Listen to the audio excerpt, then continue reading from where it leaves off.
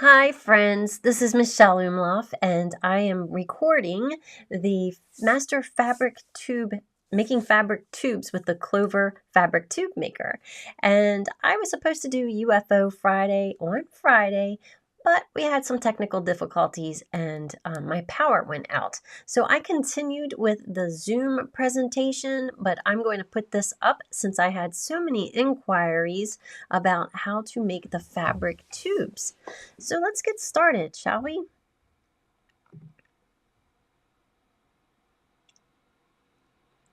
My computer's just a little slow. Hopefully it won't go out. So anyway, okay, next month, UFO Friday will be held on November 21st, 2025. And if you're interested in learning more information about that, follow me over at ufofriday.com. And that's usually where I put the information about that. And if you're on my mailing list from over there, then you'll go ahead and get the announcement about it coming out as we get closer.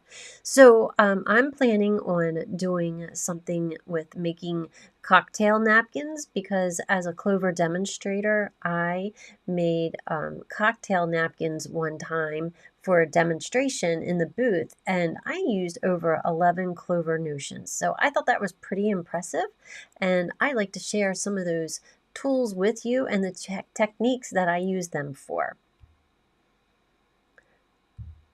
But why we are here, come on, computer, is if you go over to ufofriday.com and sign up for UFO Friday for this month, October, you'll get these instructions. So you can head over there, ufofriday.com, fill out the form, and you'll get these instructions, and then you'll be on my mailing list. Definitely have to come up with a better way to do this. This is too slow. Okay, so we're going to master making fabric tube makers, and I want to tell you a little bit about myself. My name is Michelle Umloff, and I am a national educator in the sewing industry. I work with really great companies such as Salke of America. I'm one of their national educators, and I'm a brand ambassador for Clover. So I get to work with these great companies. I have all kinds of wonderful tools and all this knowledge upstairs that I just want to share with you. So we're going to work on the fabric tube makers. This tool came out a little while ago, and there is such a craze over this, and making the tubes is so fun and so easy, and it goes by really fast. So this is what the packaging looks like on the outside, in case you need to know that when you go to your local retailer or whatnot. And the things that I'm going to cover today, like I usually do with UFO Friday, is I go over like a PowerPoint kind of demonstration telling you what to expect, and then I actually do a live hands-on demonstration for you so you can kind of put the pieces together. Some people learn best visually, some people learn best by watching, and that's what I plan to do. So when you open up the package, the fabric tube maker actually comes in two sets. Okay, the bottom two pieces that you see is one set. The top two pieces is the other set. It's a smaller set. And it's not that it's a set, it's these two units work together, okay? So it's only one size and you need both of them to make the fabric tubes. And the fabric tube maker, what its job is to do is to make double folded fabric tubes, okay? So it folds it, one unit will fold it, the raw edges in towards the center, and then the next unit will fold those in together again. And it saves you a lot of time from being at your iron and doing that. If you've ever made your own kind of like binding tape, for example, or bias binding tape, you know that that can be a tedious process being at your iron like that. So with a little bit of practice in using this tool, you're going to master it in no time. And I'm here to show you how to use it so that it will eliminate your learning curve for that and you'll know what to look for. So to use this, you do need batting or fabric, and generally it's 2.5 inches wide. And if you go to a local quilt shop, they have lots of pre-cut fabrics. They're called jelly rolls, and some companies might call them something different, but in Moda's world, it's called jelly rolls, and we all know that term. But so they come in 2.5 wide, and then they're what we call WOF for width of fabric. So the length of those strips would be anywhere around 44 or 45 inches in that ballpark. But you can certainly cut your own from your fabrics that you have at home in your stash. And don't worry about making them look like all matchy-matchy, even like the wild and crazy ones. They just turn out so fun because it's just going to be folded up and it's going to be a small section that you'll see. So the batting, this is interesting. So the batting that you use for this can be anywhere from 1 inch to 2.5 inches wide. Now, Bosel is a company out there that sells batting, and they actually make this batting by the roll. So you can find it in 25 yards or 50 yards in length. And that makes the process a lot faster. So if you use the pre-cut fabrics and then you use the pre-cut batting, that's going to save you so much time, and this will go together super fast. But you can certainly cut your own. If you use the smaller width, like 1 inch wide batting, it's not going to be as puffy, okay? But as if you were to use the 2.5 inch wide, for example. So just a little tidbit of advice. This is what I do for myself. When I'm cutting these at home, I will cut them about 2.25 inches, maybe even 2 inches wide, because I know I can't cut batting that perfectly. So that's good information there to help you get started on making that. So you need to know what size needle that you need to use. And I actually made a change to this. It's not on my presentation, but I believe that you should use a 90-14 or a 116 top stitch or jeans needle. During the demonstration, I used the 80-12 and it was very noisy in my machine. So I've increased it to, I think it's a 116 jeans needle is what I put in there. So we'll see how that goes. With the thread, this is totally your choice. You can use whatever kind of thread that you want. So generally, most people use a construction thread when you're making things. Now we're doing more fun, creative, embellishment kind of things. So you can use any kind of thread that you want. So that could be cotton thread, rayon thread, or polyester thread. To make the fabric tube, we're going to set our machine up for a straight stitch. And you want that stitch length to be about 3.0, maybe even longer, okay? Just depends on your machine.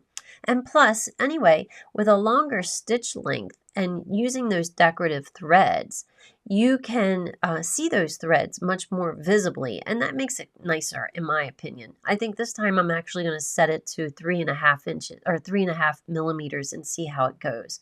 Oh, and also for the thread, you can use anywhere from a 50 weight, which is generally like your construction thread weight, all the way up to a 30 weight thread, and that's just a little bit heavier. You'll want to use your all-purpose thread or your all-purpose foot for this, and I'm going to guide you along as we make this. So you're going to smooth out your batting. You're going to center it over top of the strip. You're going to put the batting on the wrong side of the fabric, okay, because the fabric tube maker is going to fold everything inside. Okay, when you remove the fabric tube maker from the package, you're going to notice that you have the 2 units, and you're going to take these units apart. I'm going to show you how to take them apart because they can be a little difficult at first, but after you've opened it and closed it a few times, it'll get a lot easier for you. So I just want you to know, this picture was important for me to put up there. So on the left-hand side, you see how we have the larger unit, okay? And there's a large half and a small half. And then there's the smaller unit with a larger half and a smaller half. So sometimes when you write out these instructions step by step, they are, it makes it sound more difficult than it is. But then once I show you the demonstration, you'll be like, oh, that was super easy. It sounded hard to begin with. So you're going to take the larger of the two units and you're going to open them up. And then you'll put the smaller one, the smaller unit aside. You need both the pieces for the larger unit.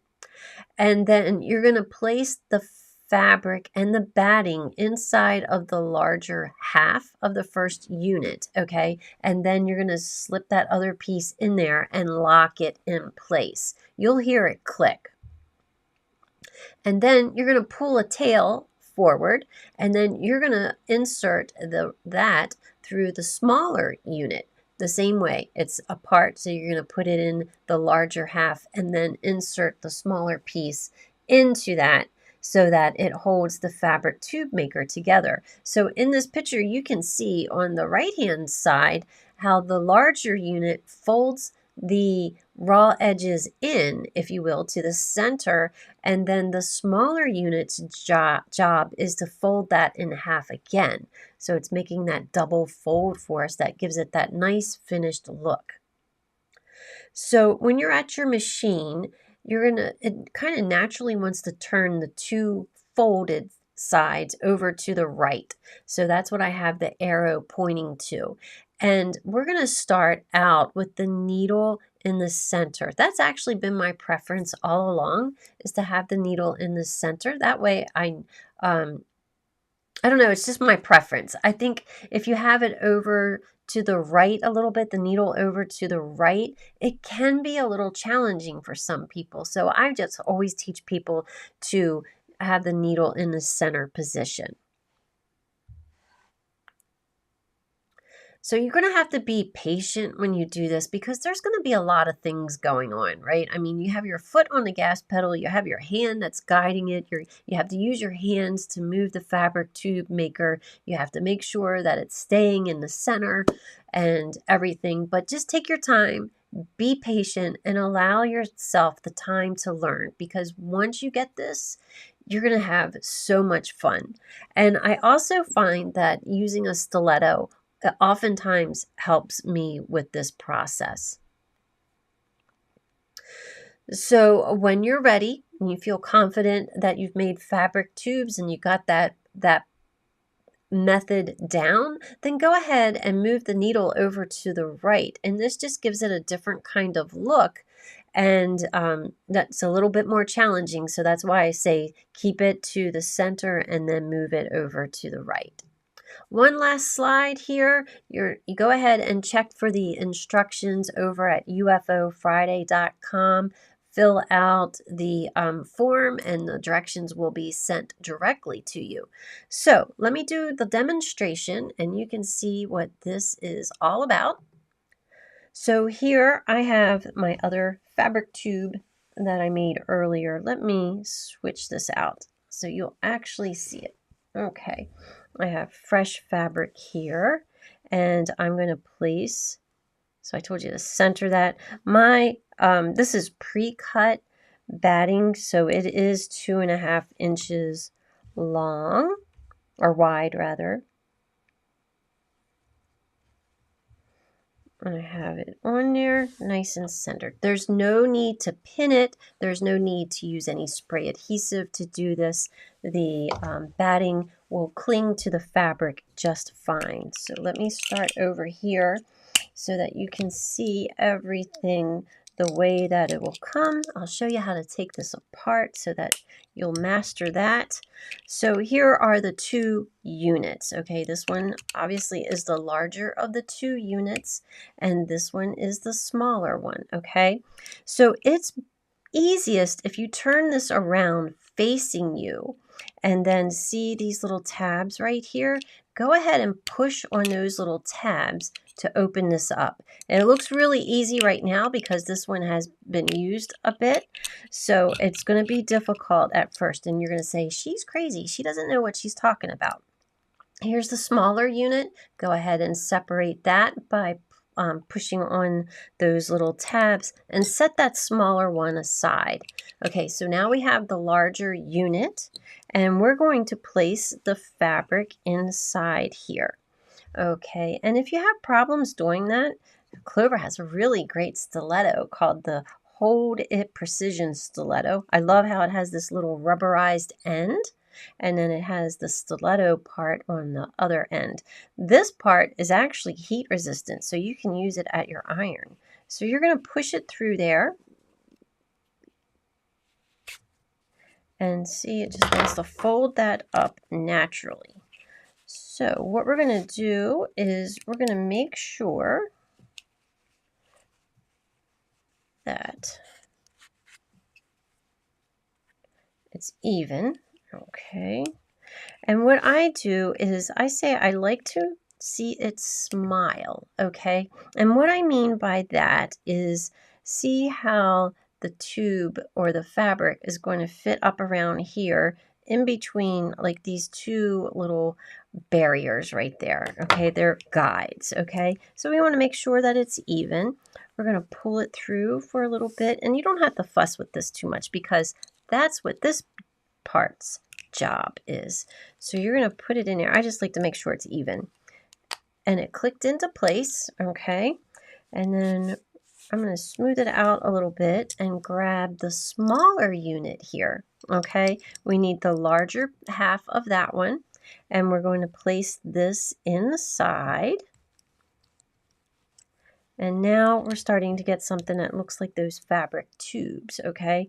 And then we're going to take that smaller piece and put it in there. So if you just remember, it goes with the tabs up, okay? So now we can pull that apart, and we have that fabric tube that's already formed for us. So let me grab some Wonder Clips. I put them in a little tray.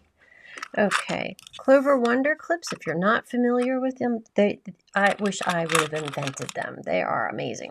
So if you prefer, you can go ahead and make this whole fabric tube in advance and then go over to your sewing machine.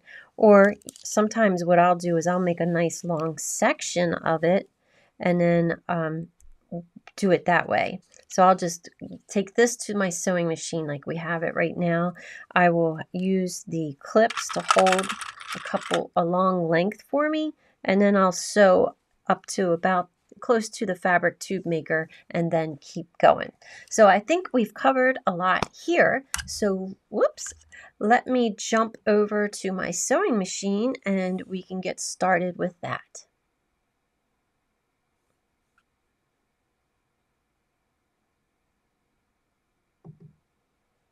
Okay.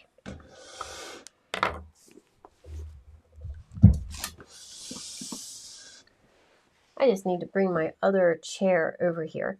So what I want to do is explain to you about where I'm sitting. So I have a camera right there, and I have a camera right here down at the sewing machine. So it is a little harder for me to do this because of all these cameras. So if I make it look hard, it's only because of that. And I'm going to move the camera just a little bit and get it out of my way. All right, so here I have my all-purpose presser foot on, and I am going to raise that presser foot. Remember, you can push that lever up a little further in order to get thick things underneath of it. So I'm not going to start at the very edge of that tube. I'm going to come in just a little bit, okay? And what I'm going to do is I'm going to bring up the thread, okay, the bobbin. And I'm going to turn that hand wheel towards me. It's still pretty solid. I don't see how this needle goes. I might need to put a top stitch needle in there after all. I was being a little lazy. Over here I didn't have the top stitch needles, and I thought I would do that. So I'm going to increase the stitch length up to 3 this time. All right, and then we put it in there. You're definitely going to want to start with a new needle to do this because it is thick. I mean, it's really going through 4 different layers, right? Okay, so when you're keeping your eye on doing all of this, there's a couple things that's going to happen. One is sometimes the fabric wants to buckle on you. Okay, so you want to try to keep it nice and smooth. And then secondly, you got to keep an eye on it because sometimes this fold here will get off kilter and then they won't stack on top of one another. So that's why I say practice. Your first one is not going to be your best one, but just remember your first one won't be your last one either, okay? So I've gone ahead and I have everything in there. I'm going to start out slowly. Yeah, my machine doesn't like that. I'm going to have to switch needles. Okay. I have to put in a larger needle. I'm going to put in a top stitch needle. I just don't have it right here with me. Okay, but that is the gist of it. I'm going to put this on mute.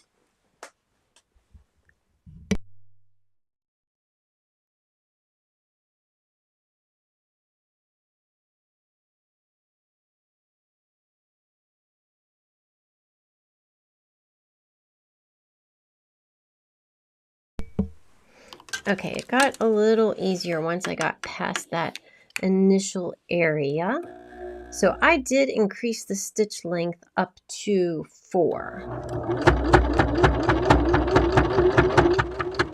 Now this is what I'm talking about. Because I wasn't paying attention, this is kind of slipping off to the side. And when you use the stiletto, you can kind of like push things in there and help get that back the way that you want it, back so that it's nice and even. So then, now that the fabric tube maker is up close to the needle area, I'm going to make another section and fold that over. And I have something behind the sewing machine, as you can see here. So that's why I got to kind of put my hand behind there too. So like if I don't already have enough to watch, right? So we'll just go ahead and work on this. I'm going to put it on mute again.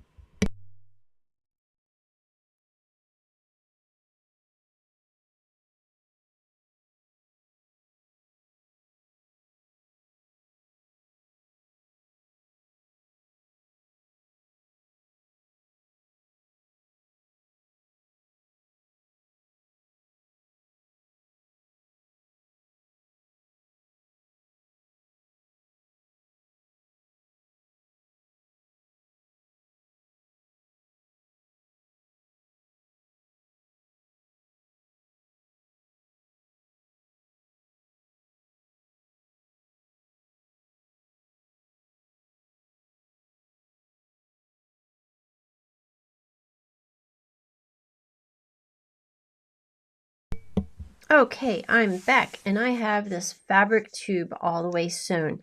So you may have noticed that I back stitched at the end of this. And that's what you're going to want to do. I dropped the fabric tube maker. So you're going to want to top stitch at the beginning and at the end as well. So that will keep it together, especially, you know, with what you're doing. That's still important. So here we have the fabric tube maker. When you use thread that matches your fabric, you're obviously not going to see all those little imperfections. So I started out with a smaller stitch length and then I started making a larger stitch length. And that's where I back stitched just so that you could see it. So in no time, you will be sewing up fabric tubes that look amazing. So here's some little ones that I have made. So I've done the things. Let me find that little pumpkin. So the little pumpkin that the instructions are over at UFOFriday.com looks like this, and it's so fun to make. It is so cute. So you can see where I've made the fabric tubes, and then from there I have zigzag stitched them together. So just like with these two here, I zigzag stitch them together. And when you use different colors, it looks really cute too. Here's another one that I've done. Oh, that doesn't look so hot on the camera because of the light. Let's see. Yeah, let me turn that light away. And then I have really bright light up top. I have good light down here, so that's not a problem. But there we go. I'm trying to make a little shadow over it so you can see it. So that is 2 tubes tied together. And for the pumpkin, we just created a panel, and the pattern and everything is over in the instructions at UFOFriday.com. So I hope you enjoyed this UFO Friday on Sunday. And please go over to UFOFriday.com and download these instructions. And I look forward to seeing you in a future UFO Friday. Thank you for joining me.